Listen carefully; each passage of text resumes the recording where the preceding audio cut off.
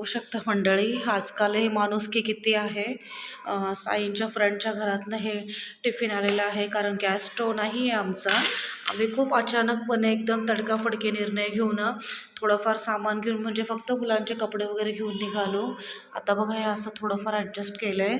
Actually खरं सांगायचं तर अंथरूण पांघरूणही जास्त प्रमाणात नाही आणलं आहे आम्ही, खूप थोडं आणलं आहे. आणि इथे इतकी थंडी ना, पण त्यांच्या फ्रेंडच्या घरातनं बघू शकता इथे सांबार, यामध्ये मे बी काहीतरी भाजी वगैरे.